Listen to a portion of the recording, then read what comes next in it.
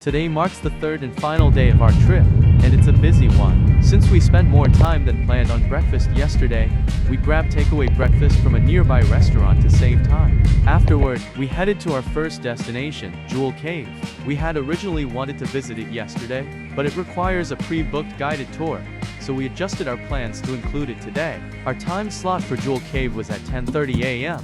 and the full tour was expected to take around 1 hour. Our guide for the 𝐒𝐻𝐾𝐜 tour was great, and she explained everything very well, making the experience even more enjoyable. Actually, it's 250 steps down, and the same back up, altogether 500 steps.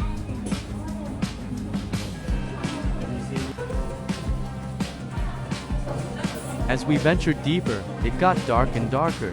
We were encouraged to take as many photos and videos as possible. But we were also strictly advised not to do so while on the steps or walking to minimize injuries.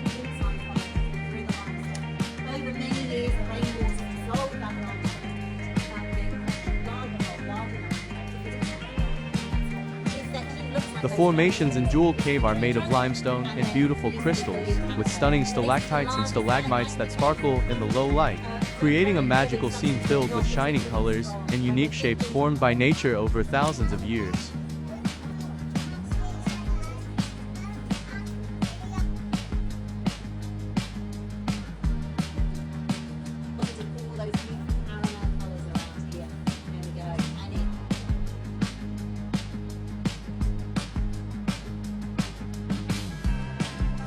Finally, we reached the deepest part of the cave. It's got these black marks on it. And that's what the holes on the ground have done over the last 20 to 30 years. It's been part of the floor.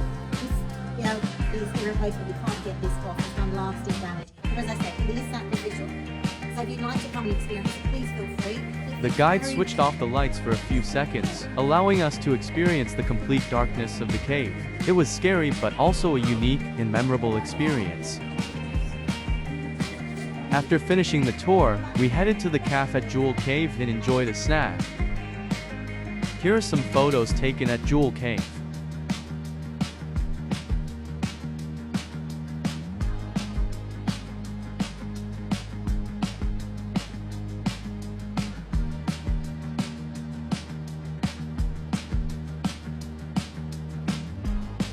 And as usual, it's the outdoor photo shoot of 𝐒𝐩𝐿.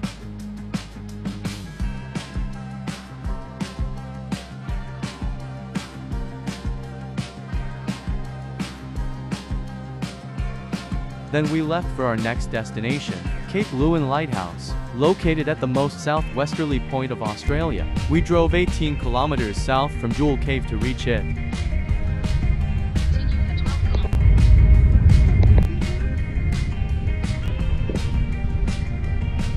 As we got closer to the lighthouse, we stopped at one of the lookout points to take in the beauty of Cape Leeuwin Lighthouse and its surrounding landscape.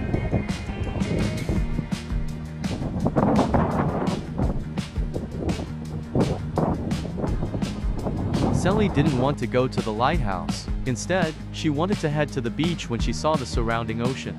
As she's much more attracted to spending time by the water, we compromised lighthouse first, then beach bliss.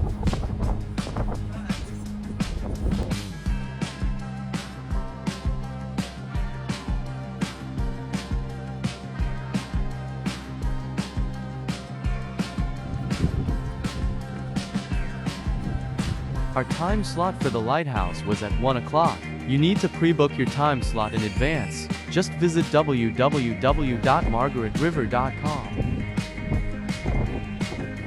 This is the lighthouse, which holds significant historical importance.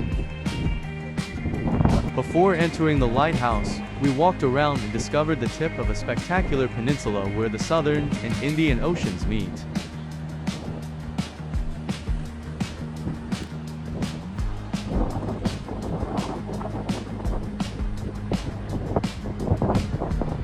At the lighthouse, we met a friendly guide who explained everything nicely. The lighthouse has very steep, narrow steps, making it a bit tricky for us since 𝐒𝐿 needed some support, but 𝐒𝐿 still managed to make it to the top.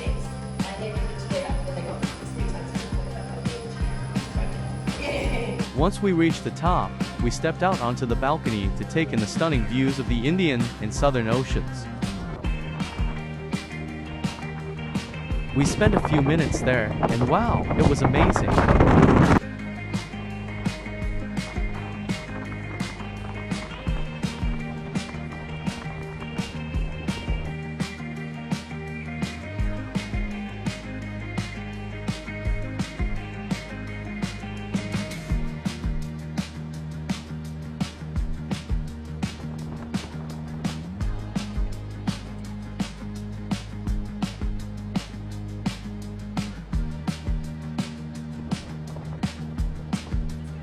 After climbing down the steps, 𝐶𝐤𝐿 was too tired, and we had a quick lunch at the cafe in the lighthouse.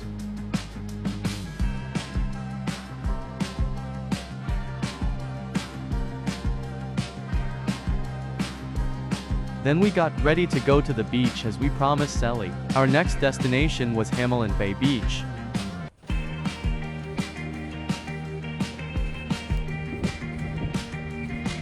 When 𝐶𝐤𝐿 got closer to the beach, she was very happy. Hamelin Bay Beach is a peaceful and beautiful place with soft white sand and clear blue water, where you can often see stingrays close to the shore. Just like Redgate Beach, Hamelin Bay Beach was marked as having a dangerous risk, but we still had a great time there.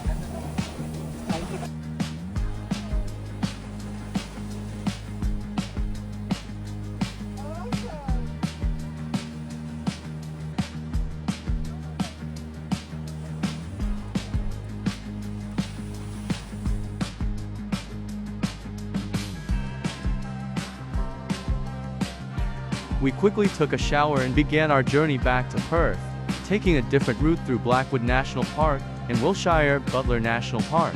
The drive was fantastic, but it's advisable to leave the area before sunset to avoid hitting animals on the road. On our way back to Perth, I couldn't resist stopping near a beautiful spot by the Sabina River, where we saw a meadow lit by the setting sun. We arrived home by 9 p.m., reflecting on our amazing 3-day trip to Margaret River, filled with memorable experiences, even if it wasn't perfectly planned. Thank you for watching, and we hope to see you again on another adventure.